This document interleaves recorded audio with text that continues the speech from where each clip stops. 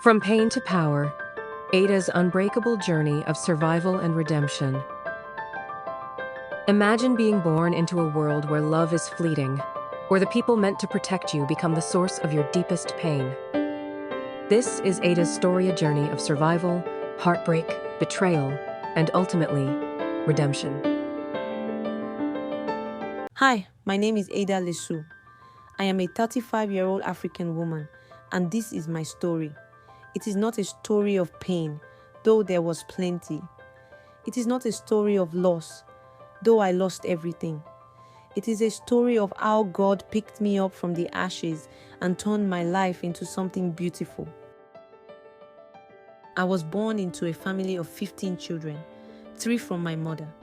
My father had many wives, but my childhood was relatively happy. My hard-working mother tilled the land to provide for us, while my father walked away, returning on weekends. Then, at 8 years old, my world shattered. My father started coming home drunk and violent. The man who once protected us became the one we feared most.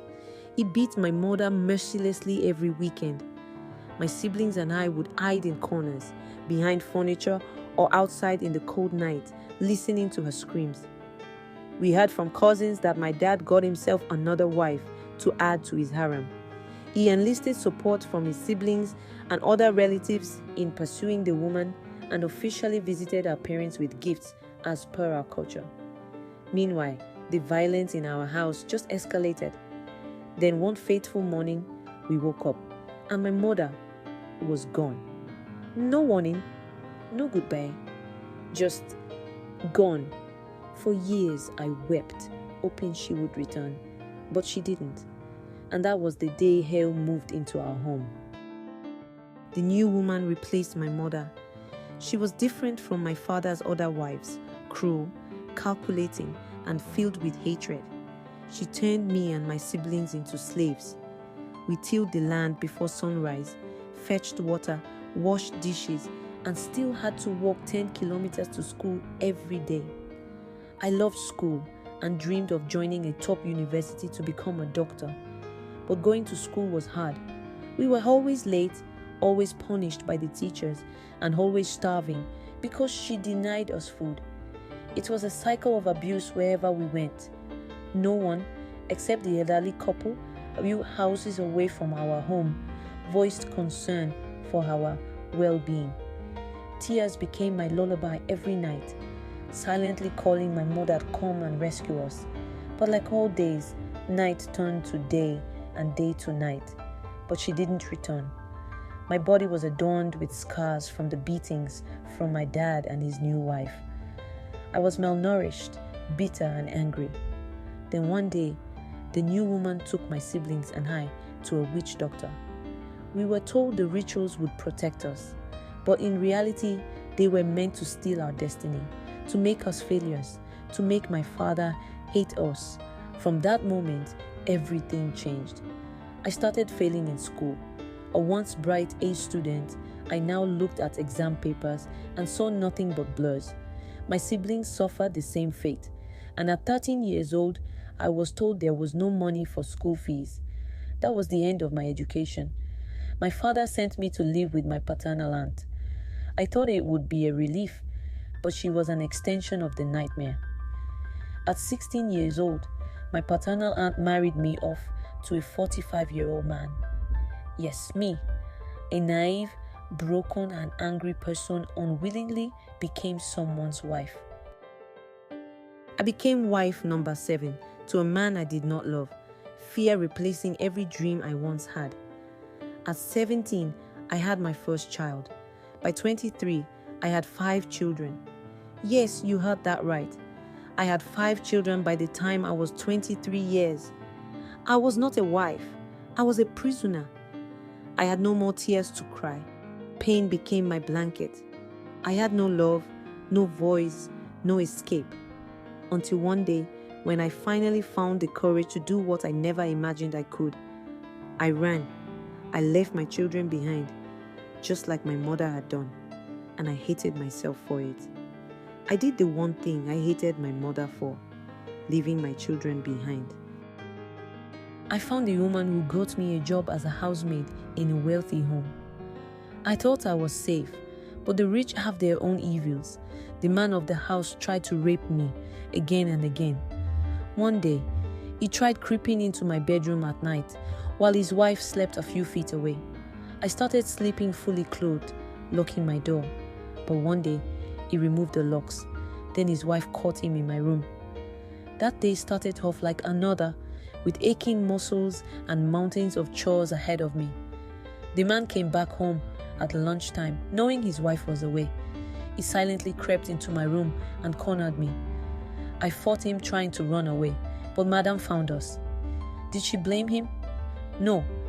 She just started beating and screaming at me. Others joined in.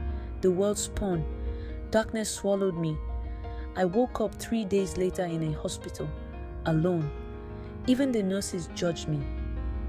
On the 5th day, the doctor asked if I had someone to call because she was going to discharge me. I broke down because the truth was, I had no one. Where was I supposed to go? The doctor tried calming me, but all the years of pain and betrayal just came crushing down. She just listened and said nothing. She must have given me an injection to calm me down enough to sleep, because the next thing I remember is seeing 2 strangers standing by my hospital bed. They were Pentecostal Christians. "We heard your story," they said. "God loves you." I laughed bitterly. God? Where was He when I was suffering? Where was He when my father married me off to an abusive older man? Where was He all those years? I screamed, cursed, wept, and they just stood there, silent, patient. Then when I had no more tears, they simply said, "Are you ready to leave?" And that day, I stepped into the land of redemption. They took me to their church. They had nothing, yet they gave me everything. I slept on the church floor. Church members brought me food and clothes. I slowly started to heal. But inside, I was still broken. I was filled with hatred for my father, my stepmother, my aunt, my ex-husband, even my mother. I wanted revenge. And then, one day, I heard a sermon that shook me to my core. "Forgive them, Father, for they know not what they do." I realized something. They tried to destroy me. They wanted me to fail, but I was still standing. God had saved me, and if He had forgiven me, I had to forgive them. It wasn't easy, but I let go. I forgave, and when I did it, the weight lifted. I started working in the church, helping young girls who had suffered abuse. I found purpose, and then I found love. Yes, me, a once beaten and broken village girl, found love, or rather, love found me. At 28, I married a God-fearing man, a man who saw my scars but loved me anyway. We now have 2 beautiful children, and my past, it no longer defines me. Today, I am at peace. I have reconnected with my siblings. Their story is no different from mine. We all move around with deep scars, some healed, some in the process of healing, and others still festering in the case of my siblings. And my mother, we are slowly rebuilding our relationship. I realized she too was a victim of violence and deserves my forgiveness. I now know that God was there all along. Through every dark moment, He was waiting for me to find Him. And now that I am free. To anyone out there who feels lost, broken, or abandoned, remember this: you are stronger than you know. And no matter how dark it gets, light will find you again. Trust me, I'm living proof.